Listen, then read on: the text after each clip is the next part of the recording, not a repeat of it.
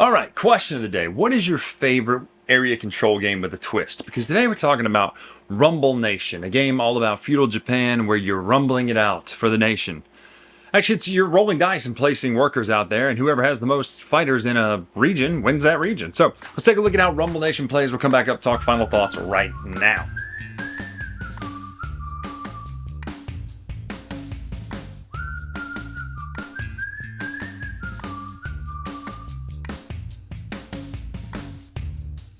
All right, this is Rumble Nation, set up for, well, really anybody with this, but there'll be certain things for 3 and 4 players, like a second place point. What you're gonna do is you're gonna take your samurai meeples out here. I don't know if that's the right era. You're gonna roll your dice. And essentially, Ella wants to wave and say hi. You wanna wave? Hi, y'all. She just killed us at this. But you're gonna divide your dice into 2 different stacks. You've got 1 die separate and then 2 here together. The single die will be the amount of soldiers you put out. The 2 dice will be the location. So in this case, we would put 3 soldiers out at location number 3. So just do that, 1, 2, 3. The other option you can do for the first phase of the game, which is the preparing phase or preparation phase, is you can use one of these tactic cards. Now the tactic cards essentially let you forego rolling dice and do a special power, like move certain things, certain soldiers, or add some, subtract others. Basically, that's what you're gonna do. You're going to place all of these until every location is full.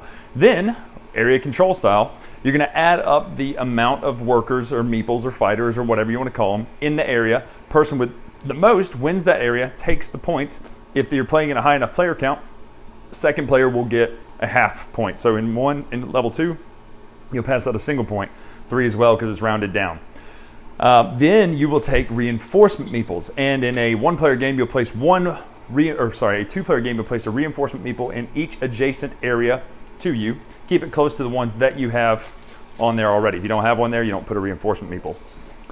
In a 3 and 4-player game, you're going to put 2 additional white reinforcement meeples out there. You're going to continue on until all the points are collected. Person with the most points wins the game.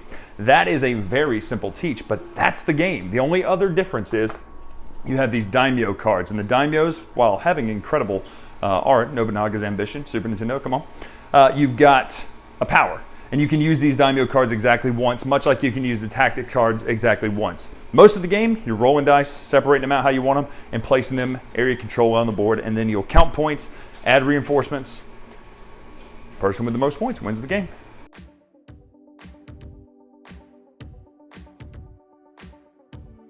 All right, that's Rumble Nation. Pretty straightforward, super easy to understand game. Now, let's talk about how we feel about this game. So as you know, I do a rubric system on here where we take several scores. This time we're only doing 6 because art direction is not really used as much, except for like the tactics cards, but it's less important in this game. So we're just gonna cut out art direction because I feel like it's not the most important thing in this.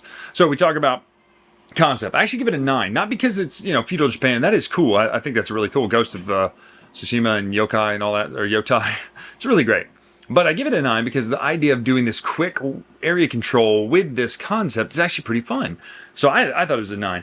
Board layout is an 8. I actually really like the way the board looks. The Japanese map is cool. I like the variable layout of where each region is. To me, that's also cool. And the points matter. So it actually matters where you place your people. And we'll talk about that in a minute with the mechanics. So I really love the mechanics. The mechanics are an 8 as well. The notion of rolling 3 dice, taking 2 of them and 1 of them, and making a group, to me that's really cool. And I think it does a good job of doing that, in which you determine which region you're going to place in, and then you determine how many fighters you're going to put there. To me, that's really cool because you could roll the higher points numbers, you're going to need more to fight on. However, because if you win a battle, you get to recruit and move outwards, it actually behooves you to win some of those lower point ones. So that's really cool as well. Art's an 8. I would give it a higher score. There's just not a lot of art, but because the art on those commander cards or the general strategy cards, whatever they're called, they look really, really good. So not a lot to talk about with the art and components. Just straight up worker meeples with nice little armor on. Gameplay's an 8 as well. Like I said, I really like. This is a very fast game. It says 30 minutes because it has 2 in the box. It doesn't take 30 minutes, especially at 2 players. This plays lightning fast. If you have someone AP in this, you should just reach over and then slap him. I know you can't actually do that, but you should not AP this game. You should be able to go, okay, I can either put him in this region, or maybe this region. But no, it's only 2 choices. it's permutation 3, whatever. I can put them in these regions, and then I can put this many. That's it. It shouldn't be AP in this game. Great game. Gameplay's an 8. Rulebook's a 9. Solid rulebook. Tells you how to play everything really well. So all in all, this comes out to an 8.5 for me. I really like Rumble Nation. It's super simple. It is area control without being angry area control, because you know what's going to happen as you play. Like, that's what you're doing. It's not like, oh, wait a minute, I thought we were teaming up and partnering. No.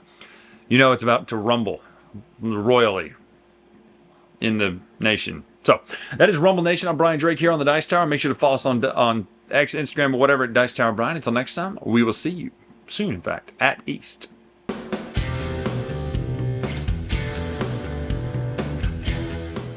Hey everybody, thanks for watching another video from the Dice Tower. Hey, you want to learn more about us, communicate with us? We have a Facebook group, we have a Discord channel, lots of different ways to get involved with the Dice Tower. You can find that in our Linktree link below. So just click that, it will take you, and you can communicate with us on Facebook, join our Facebook groups. There's lots of cool things that you can find and become part of the Dice Tower.